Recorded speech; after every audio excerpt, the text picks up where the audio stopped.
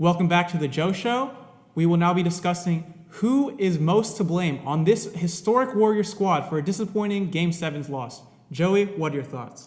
Well, I mentioned this earlier. I'm going to go with Steve Kerr and Stephen Curry for a number of reasons. The first reason is they got away from doing what got them to 73-9. I mentioned the other day, they were a working machine throughout the regular season. They would pass the ball to one another. They were a unit, and they trusted each other. Strength in numbers. They utilized 10 people to their fullest advantage and their fullest capabilities. In Game 7, it seemed like Steve Kerr went away from that. It seemed like, okay, we're going to allow Steph Curry to make these unbelievable threes. We're going to get the crowd involved, and we're just going to go for the highlight reel plays. Instead of doing the in and out, putting it in the post with Draymond Green, putting it in the post with Sean Livingston for nice mid-range faders, they just wanted Steph Curry and Klay Thompson to make unbelievable shots to change the momentum. Wasn't sound basketball. It wasn't sound basketball. You don't change the momentum in a Game 7 by making those spectacular threes, because they're only going to come along every once in a while. You do it by doing the consistent stuff that will get you points inside and out. Dish it to Green, have defenders collapse on him, and kick it out to a wide open Harrison Barnes, who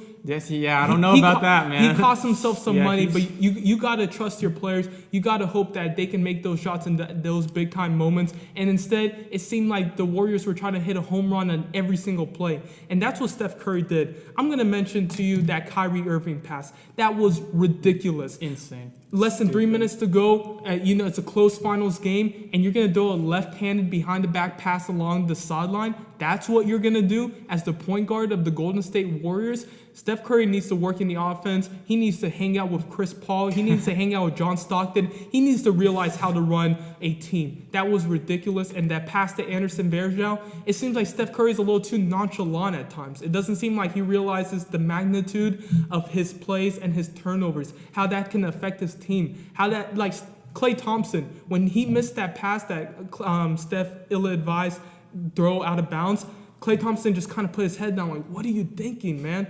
This isn't Game 77 of the regular season or some meaningless game. This is Game 7 of the NBA Finals. This is with your team on the line. And those are the passes that you're making. And then along the stretch, I blame this on Steve Kerr and Stephen Curry. Absolutely. 53 seconds left. Kyrie Irving makes an unbelievable shot. But you're the Golden State Warriors. You know that there's a LeBron James on the free throw line that could potentially miss a free throw or two, and you don't go to the basket. You try and get Steph Curry to do dribbling. Like, it looked honestly like a game of 21.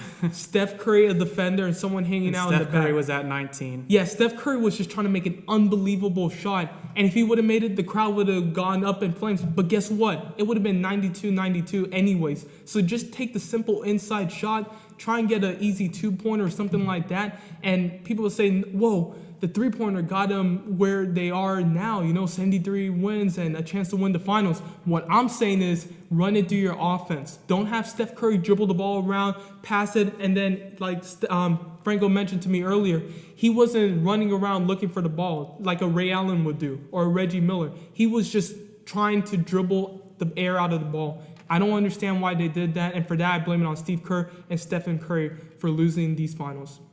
I really couldn't agree more. I mean, first of all, let's talk about Steph Curry. I really tried really hard to think of a word that would sound a lot nicer than this, but I couldn't. So I'll just say it flat out. Steph Curry got exposed in this final series, and that's for a number of reasons.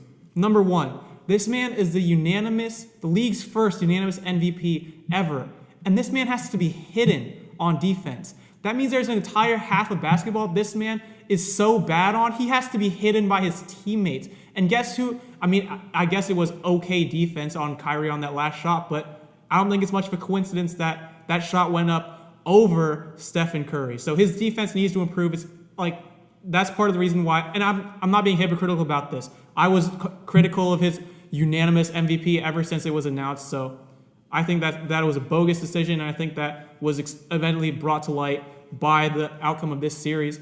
Number two, I mean, Steph Curry in the fourth quarter, like you mentioned, what was he thinking? Like, you would think this man was playing 2K and had like a 60-point challenge or something and try to drop 60 on the Cavaliers or something.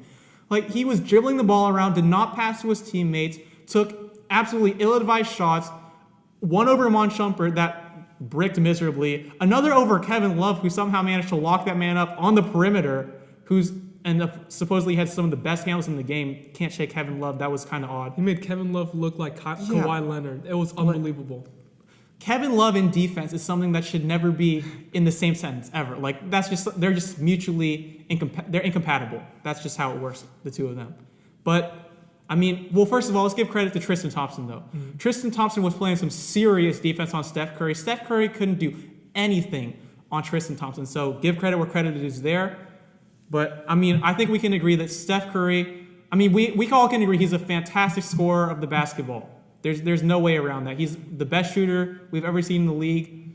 But at the end of the day, Russell Westbrook wasn't entirely wrong when he said he's just a shooter. I mean, he's really just a shooting scorer, and sometimes he can handle the ball well. He's not a good point guard. Like my man Joey Bucks was talking about, this man throws a behind-the-back pass that sails out of the sideline with 3 minutes left in clutch time. Like, name me another are there any other good point guards that would make that pass? Would John Stockton make that pass? No, and we would be scathing Russell Westbrook if he made any pass Russell like Westbrook, that. oh my goodness, that man would be run out of Oklahoma City. But I mean, would Chris Paul make that pass? Hell no. So like, we all know this. Steph Curry really should not be in the discussion as the best point guard in the NBA at this point. I think that's, if you want to bring him up there as the best shooter or the best guard, fine. But point guard, I think he's out of that discussion. Now let's get to Steve Kerr. I mean, this man was, I don't know what kind of drugs he was on, but like, geez, there was something crazy out there. Because like you talked about, Harrison Barnes and Festus Ezeli, what happened to them? Like they did not, I would never accuse someone of not wanting to win a game, but they looked unprepared to play. Ezeli looked completely soft in the paint, and Harrison Barnes, after singing his first three, credit to him for that one, he looked like he, again, forgot how to play basketball, lost all confidence in his game, and he just disappeared. Mm-hmm. And then, I get it. You play him in the first quarter, you experiment. It's only one quarter, 12 minutes. If they suck it up, fine. Just pull him out and make adjustments for the next 3 quarters. And that's what he did, really, because in the second half, look what happens. He puts in Mo Spates, Leandro Barbosa. The Warriors go up. They lead by 7 at halftime. Okay, cool. You go to the third quarter. You take out Mo Spates and don't play him until the final possession. By the way, we're already losing.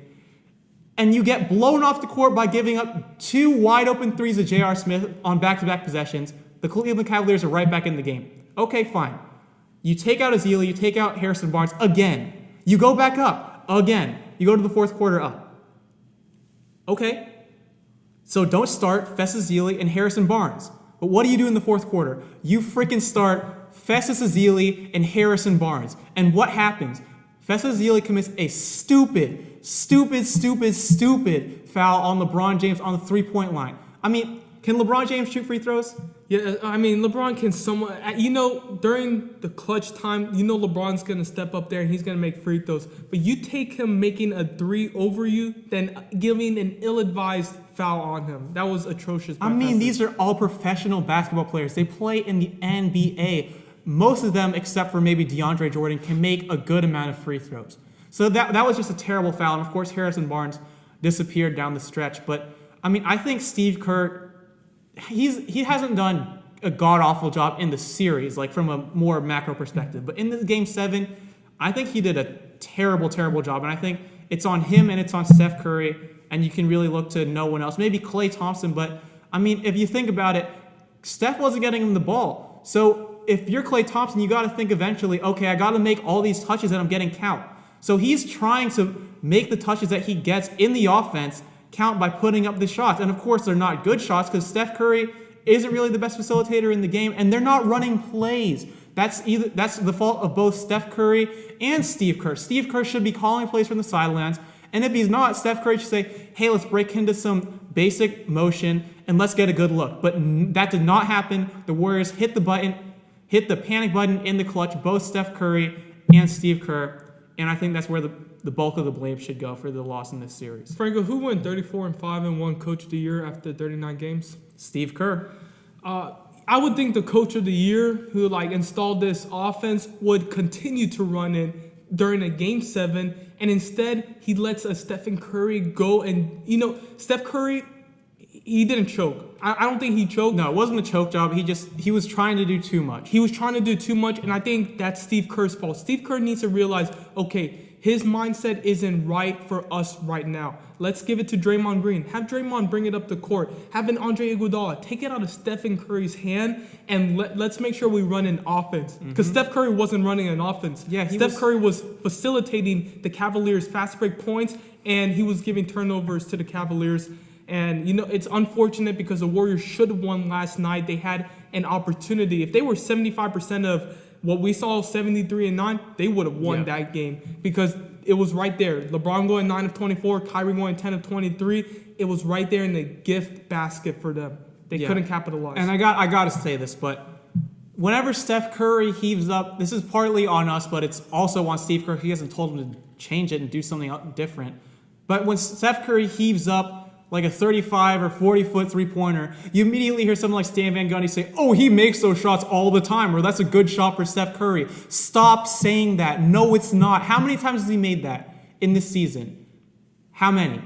And we saw it in this series. He attempted one in, what was it, game 4? It was game 3. That absolutely broke their momentum. It was in Cleveland. He goes up behind his screen, takes like a 40-foot jumper. No one's in the vicinity, right? So he's not even being guarded. Of course, it bricks off the backboard, long rebound, fast break, Cleveland. That's the kind of stuff that you just can't have happen, and you can't be saying, oh, well, he makes that most of the time. Just because it made it on SportsCenter does not make it a good shot, so stop doing it. Steve Kerr, you can do better than this. And Steph Curry, same with you. Let's go to break, and we'll be having some more reactions to the Cavaliers and, the impact, the legacy of LeBron James.